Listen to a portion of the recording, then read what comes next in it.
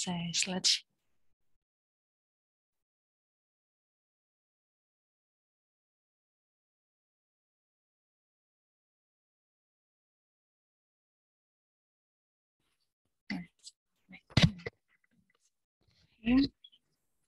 Ya, kita akan belajar tentang penyakit hipotiroid dan hipertiroid ya. Dengan kalimatnya saja pasti panjenengan sudah tahu ya, penyakit ini terkait tentang apa, karena kan sudah sedikit tahu ya tentang kelainan pada hormon tiroid di mata kuliah fisiologi ya, kalau belum lupa ya. Jadi dilihat dari judulnya hiper dan hipo, pasti sudah tidak asing lagi dengan istilah hipo dan hiper di istilah kesehatan ya. Kalau hipo berarti adanya gangguan yang dikarenakan kekurangan atau defisiensi hormon tiroid. Kemudian kalau hiper berarti kebalikannya, di mana ada kelebihan produksi dari hormon tiroid. Nah, ini adalah pengertiannya, di mana penyakit hipotiroid adalah penurunan sekresi hormon kelenjar tiroid yang diakibatkan adanya mekanisme dari kelenjar tiroid untuk memenuhi kebutuhan yang ada di dalam tubuh.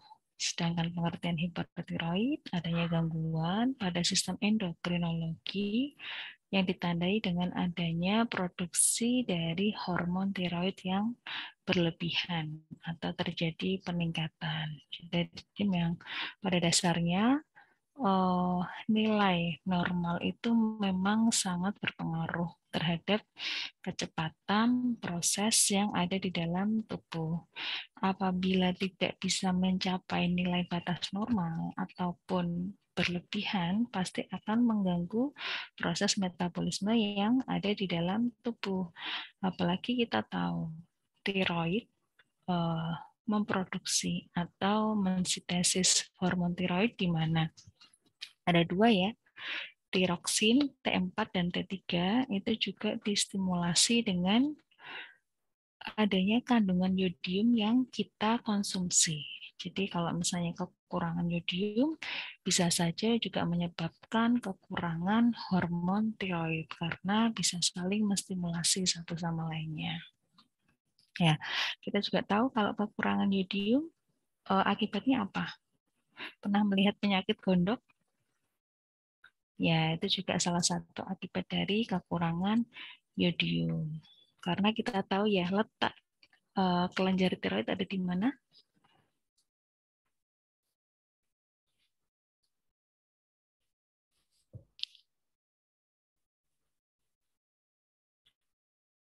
Itu tadi bisa menjelaskan, pernah lihat penyakit gondok? Ada di leher. Ada berapa lobus?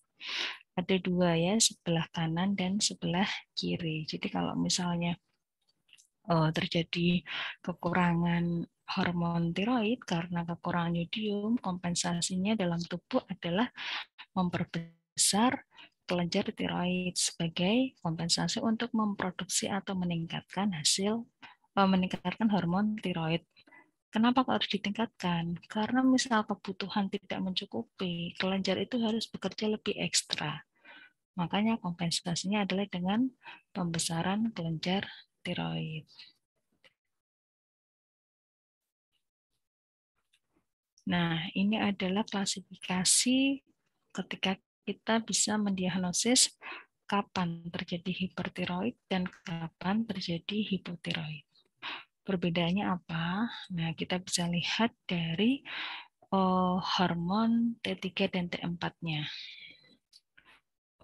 Kita bisa lihat, jadi berkebalikan ya kalau di layar ini bisa dinyatakan hipertiroid kalau TSH dalam plasma rendah, sedangkan hormon tiroidnya adalah tinggi. Jadi TSH ini fungsinya apa? TSH untuk menstimulasi hormon T3 dan T4, tiroksin dan T3 apa? T3 apa?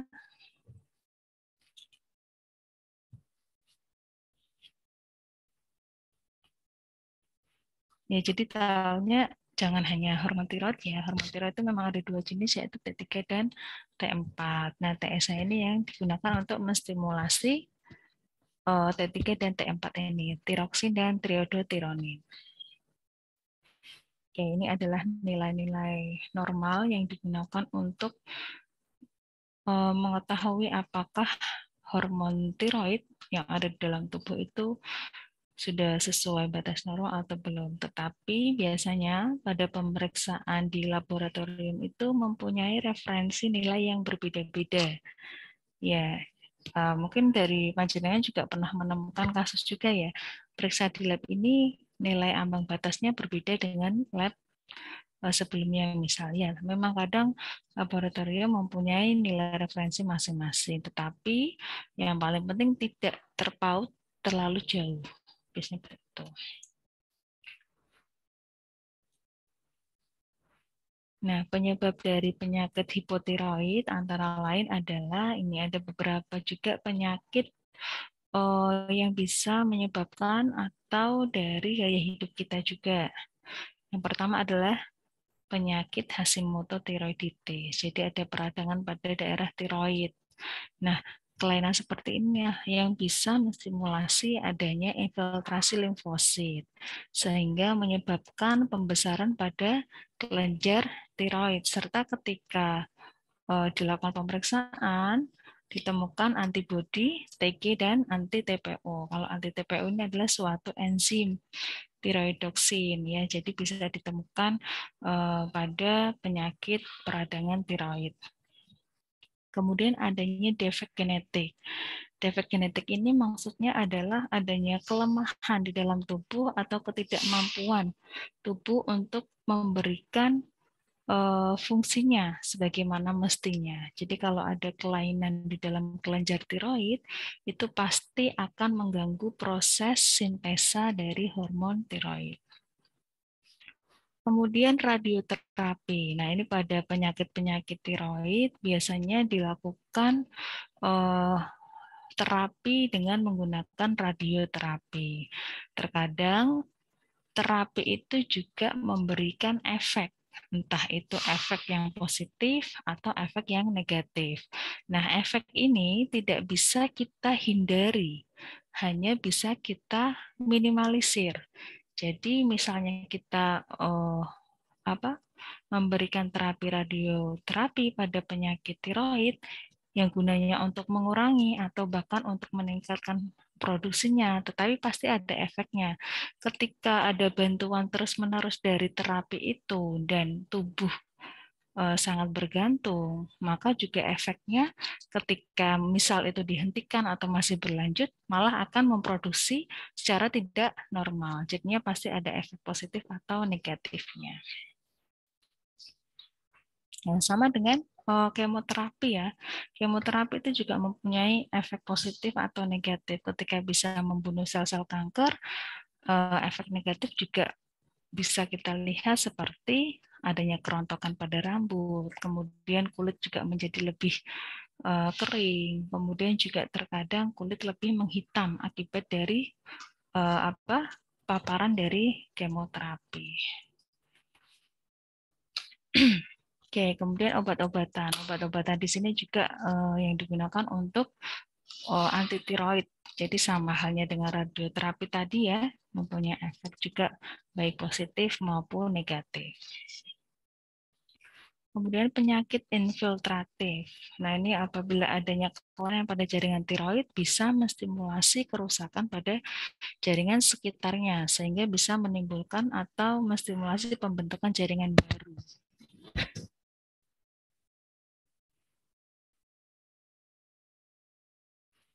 Nah, kali ini adalah penyebab dari penyakit hipertiroid. Yang pertama adalah penyakit Graves. Ini adalah salah satu penyakit autoimun yang sangat berpengaruh terhadap produksi dari tiroid. Kemudian adanya nodul tiroid, peradangan pada tiroid, serta adanya intake yodium yang sangat berlebihan. Kalau tadi kekurangan yodium juga tidak bagus, asupan yodium yang berlebih juga tidak baik untuk tubuh kita. Artinya, kelebihan atau kekurangan intake makanan dalam tubuh kita itu sangat berpengaruh terhadap fungsi organ yang ada dalam tubuh. Nah, ini pengobatan dengan terapi hormon ini sama dengan halnya tadi ya. Ya, patofisiologinya bagaimana? Nah, sudah yang saya sebutkan tadi ya, bahwa tiroid itu bekerja untuk menghasilkan, kelenjar tiroid bekerja menghasilkan hormon tiroid, T3 dan T4,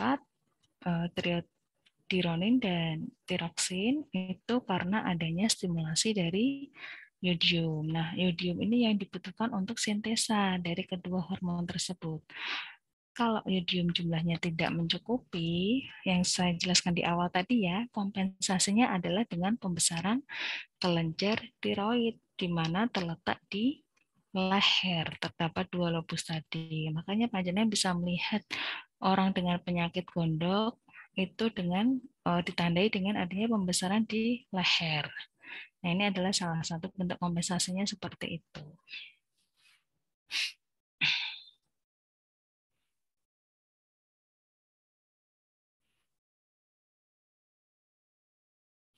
Nah, ini tanda dan gejalanya. Yang pertama paling bisa dilihat secara visualnya, yaitu secara apa ya, look-nya. Jadi dari kulit, kuku yang berkaitan dengan integumen itu tidak seperti pada orang normal. Kalau kita kan terlihat seger gitu ya, terlihat seger. Kalau pada orang-orang yang mengalami hipotiroid, ini adanya ditandai dengan adanya kulit kering. Nah, ini karena apa? Karena adanya kegagalan dari konversi karoten. Nah, konversi karoten ini disebabkan karena adanya kekurangan vitamin A yang digunakan untuk menstimulasi konversi dari karoten tersebut. Biasanya juga dengan adanya kegagalan konversi karoten ini menyebabkan kulit tampak lebih kekuningan.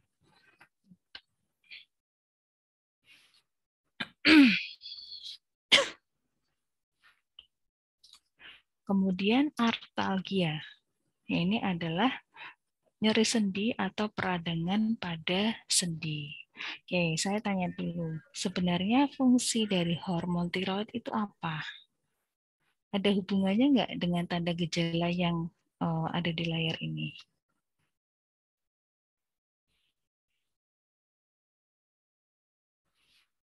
Salah satu fungsi dari hormon tiroid ini adalah mengatur kecepatan proses laju metabolisme yang ada di dalam tubuh, di mana metabolisme ini sendiri berguna untuk penyerapan zat-zat gizi yang digunakan untuk sel-sel atau jaringan yang ada di dalam tubuh. Kalau misalnya terjadi keterlambatan atau terlalu cepat, prosesnya juga sangat mengganggu. Misal kegagalan untuk menyerap kalsium. Nah, ini efeknya apa? Bisa saja menyebabkan kerusakan pada tulang. Kemudian misal terjadi kegagalan untuk menyerap vitamin A. Nah, contohnya tadi akibatnya bisa muncul kulit kering dan bersisik pada kulit tubuh termasuk ekstremitas. Nah, fungsi yang lain apa dari hormon tiroid ini? Izin masuk, Ibu. Iya, Mbak Sofi. Mengatur irama dan detak jantung serta tekanan darah. Ya, benar sekali. Makanya ini muncul salah satu manifestasi klinisnya adalah penyakit jantung iskemik. Karena pacu jantung serta irama jantung ini yang tidak normal itu juga dapat berdampak terhadap sistem peredaran darah yang ada di dalam tubuh kita. Jadi satu organ saja yang tidak sehat, artinya tidak sesuai dengan kondisi normalnya, akan sangat berdampak sekali organ yang lain. Konstipasi, anoreksia. Anoreksia itu apa?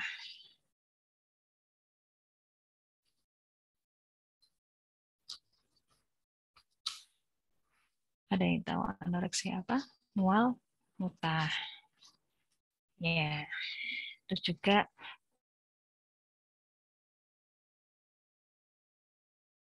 pertumbuhan. Sebabnya kenapa pada kasus neonatus atau bayi yang mengalami kekurangan hormon tiroid ini bisa menyebabkan tubuh dikenal apa?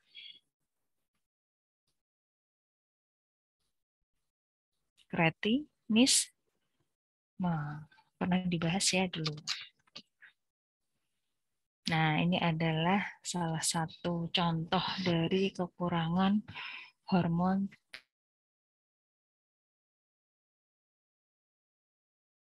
yang harusnya di usia-usia emas sampai 2 tahun itu adalah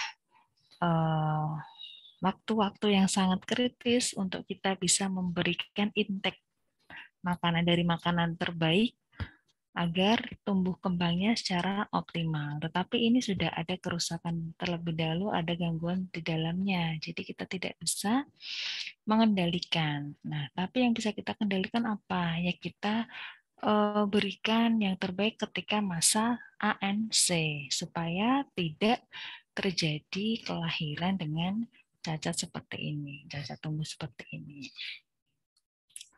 Nah, seperti yang saya bilang tadi, tiroid ini berpengaruh terhadap tumbuh kembang, tidak hanya secara fisiknya saja yang gagal tumbuh, tetapi juga secara intelijensia ini juga bisa mengalami keterlambatan karena kekurangan yodium atau kekurangan hormon tiroid ini. Ya, jadi intelijensia atau kognitifnya juga berkurang atau tidak pada sesuai dengan usianya.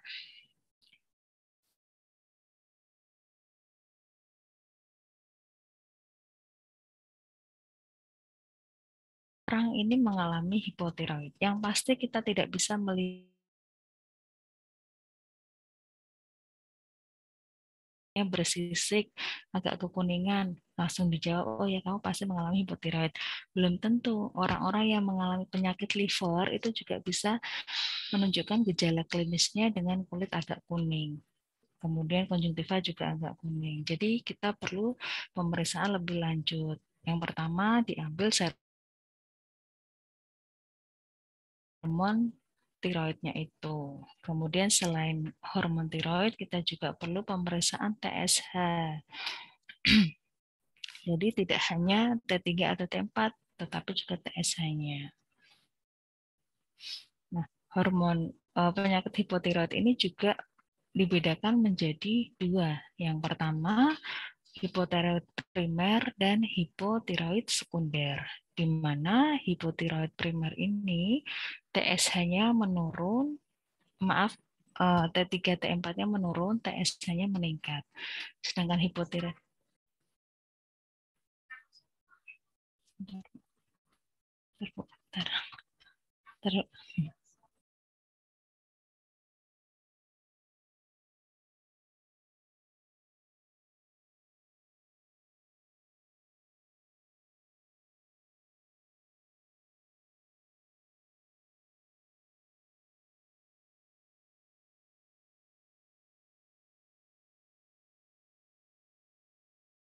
Sebentar ya Mbak, maaf. Mohon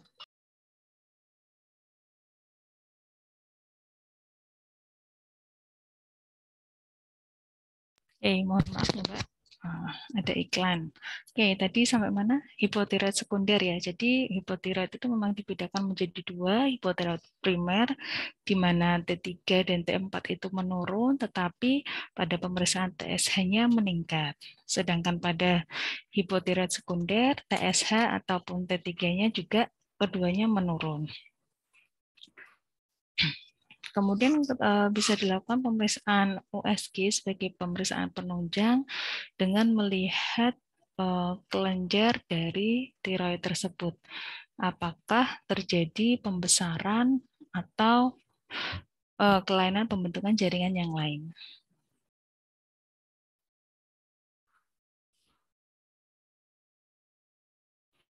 Nah, ini adalah komplikasi yang bisa muncul akibat penyakit dari hipotiroid. Yang pertama adalah peradangan tiroid, kemudian ada gondok endemik, dan keganasan dari tiroid. Nah, jadi ketika memberikan obat anti tiroid, dalam terapi itu juga berdampak negatif ya, tapi kita tidak bisa mengendalikan itu hanya bisa minimalisir atau mengurangi resiko dari dampak pengobatan.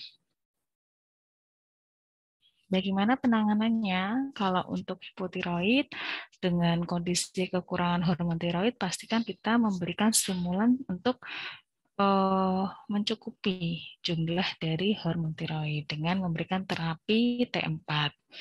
Kemudian pada penyakit Graves disease ini ada beberapa ya, bisa dengan memberikan obat anti tiroid ya. Graves disease ini adalah hipertiroid ya.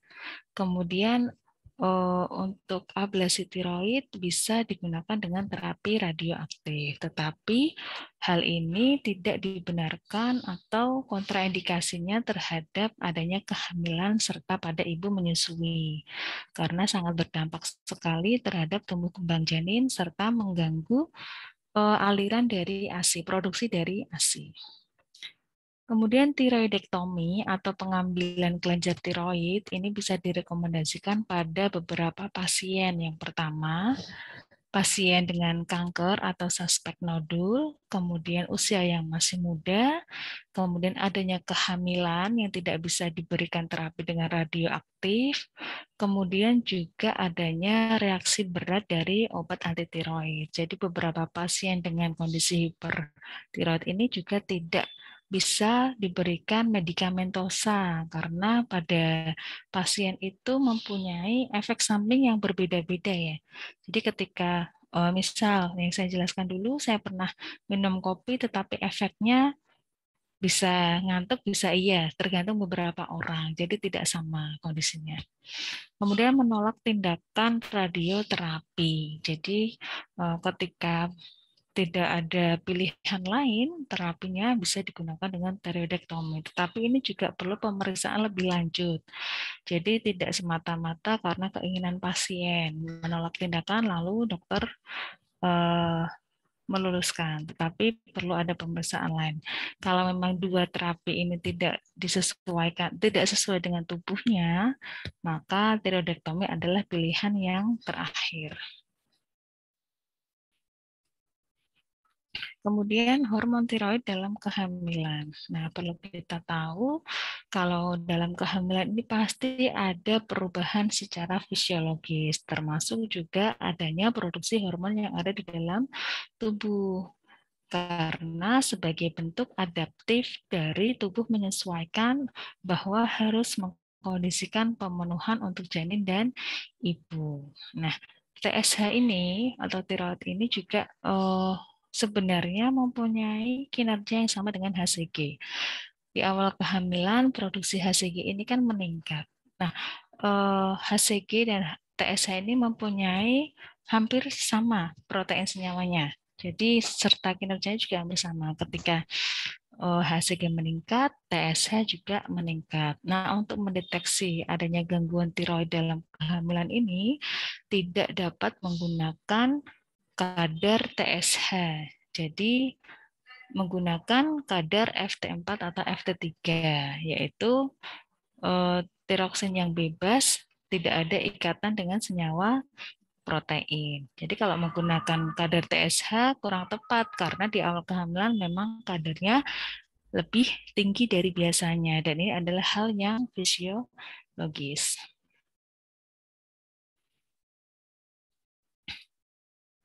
Nah, ini adalah beberapa perubahan produksi tiroid ketika wanita dinyatakan dalam kondisi hamil. Nah, ini adalah perubahan hormon. Nah, peningkatan estrogen yang pertama. Estrogen dan HCG ini juga terjadi peningkatan, di mana peningkatan tersebut bisa menstimulasi dari peningkatan TSH. Kemudian adanya peningkatan laju metabolisme dari iodium. Kemudian adanya faktor plasenta, di mana juga hormon tiroid ini juga berpengaruh terhadap kinerja dari plasenta sebagai media antibodi antara ibu dan janin.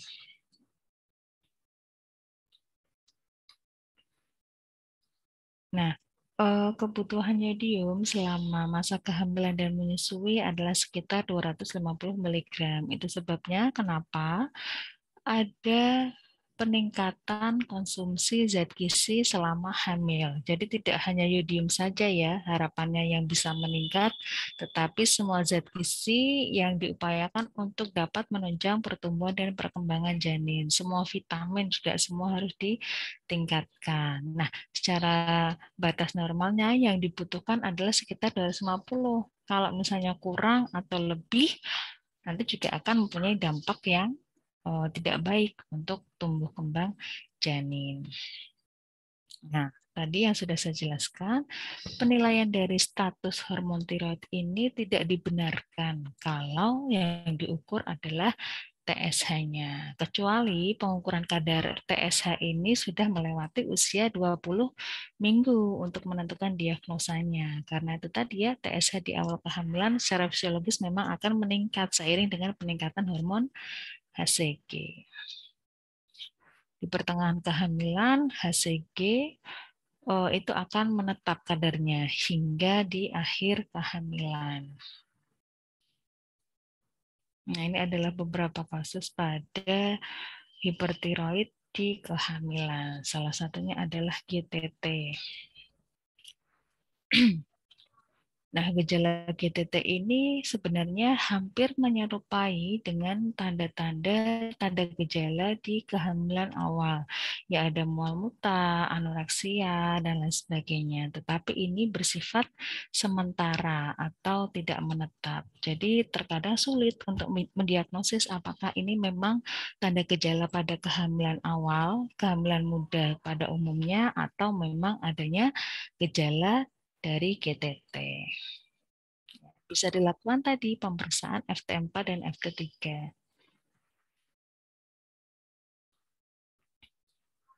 Nah, biasanya GTT ini terjadi di awal kehamilan. Ya, ini juga tadi saya bilang ya sulit untuk menegakkan diagnosa karena gejalanya juga hampir sama. Kita tahu tadi HCG dan TSH ini sama-sama meningkat di awal kehamilan. Terus juga tanda gejalanya sama. Jadi beda tipis tanda gejalanya, susah untuk membedakannya. Terkadang juga adanya GTT ini tidak menunjukkan tanda gejala apabila kadarnya tidak terlalu tinggi, kadar FT4-nya tidak terlalu tinggi.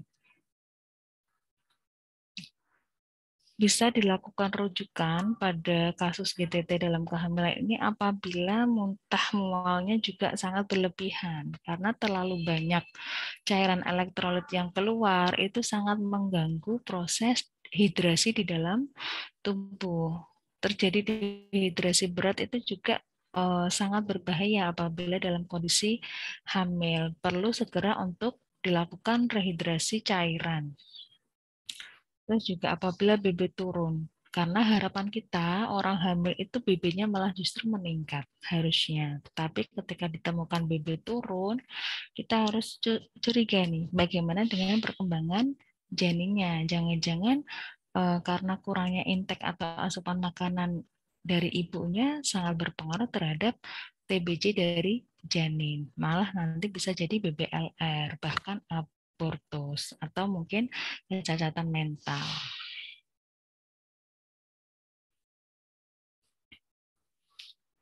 Nah, bagaimana pelaksanaannya? Ini bisa dilakukan dengan rehidrasi. Tadi bisa diberikan infus, langsung diberikan digelondor ya, dengan cepat untuk memulihkan kondisi cairan yang kekurangan di dalam tubuh. Kemudian diberikan obat anti mual atau anti muntah. Kemudian juga kalau pasien itu tidak bisa makan secara peroral, kita bisa menggunakan NGT dengan menggunakan selang yang dimasukkan ke dalam hidung. Ya, pernah melihat ya NGT ya? Ya, yaitu sangat kesulitan sekali untuk mengkonsumsi makanan.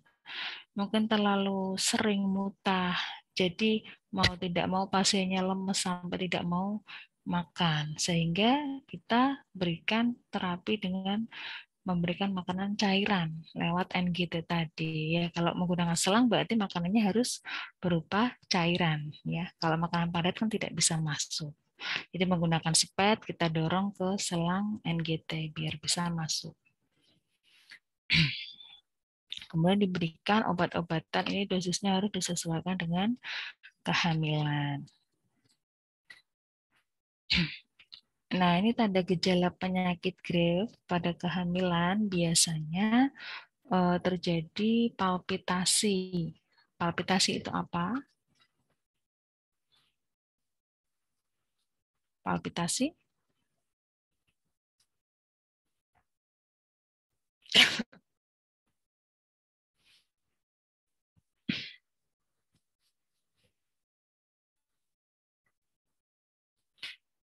Izin menjawab, Ibu. Iya. Palpitasi itu sensasi jantung berdenyut kencang, berdebar tidak teratur. Iya, karena kita tahu tadi ya, fungsi dari hormon tiroid adalah mengatur detak jantung. Ya, sama. Jadi gejalanya ada palpitasi. Kemudian kinerja jantung ini juga sebenarnya berhubungan dengan sistem ekskresi dalam tubuh, sekresi dalam tubuh. Nah, ini gejalanya juga bisa ditunjukkan dengan peningkatan dari produksi keringat. Kemudian dyspnea atau sesak nafas. Kemudian juga di area kulit akan terasa lebih hangat. Nah, ini penegakan diagnosisnya kita bisa melihat. Nah, ternyata pembesaran kelenjar tiroid tidak hanya pada kasus hipotiroid, bahkan hipertiroid juga bisa terjadi. Kemudian oftalmopati, apa itu? Kondisi dengan mata yang membesar atau seperti orang yang melotot. Ya.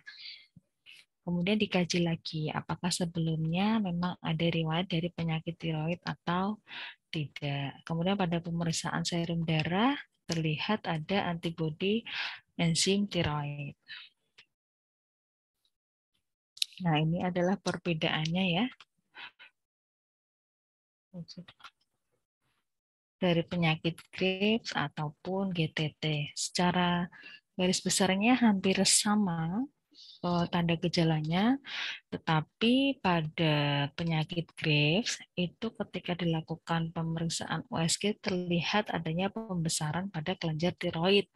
Pembesaran ini diakibatkan adanya peningkatan vaskularitas yang ada di dalam kelenjar tiroid, vaskularitas pembuluh darah yang ada di dalam tiroid. Nah, ini komplikasi yang bisa mengganggu baik ibu maupun janinnya. Ya, ada retardasi, ada keterlambatan pertumbuhan, prematur, BBLR, gangguan fungsi tiroid, serta malformasi kongenital atau stillbirth. Jadi ini memang hal-hal yang dapat menyebabkan dampak buruk ya bagi keberlangsungan hidup ibu maupun bayinya.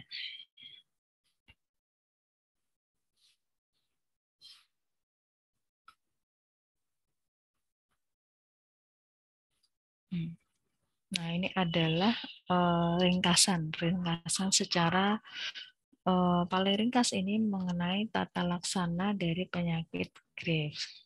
Ya, lebih detail ini. Jadi ketika sudah tidak bisa diberikan terapi secara medikamentosa, pembedahan atau tiroidektomi ini adalah pilihan terakhir untuk dilakukan pengambilan kelenjar tiroid pada kehamilan ya.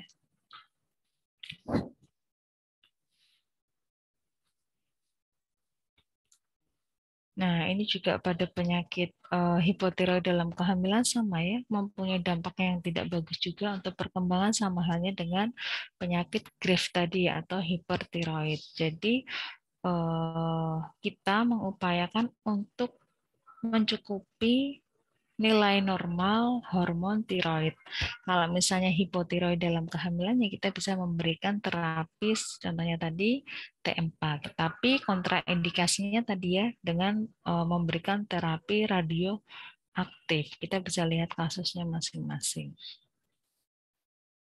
Oke, ada yang mau ditanyakan sebelumnya?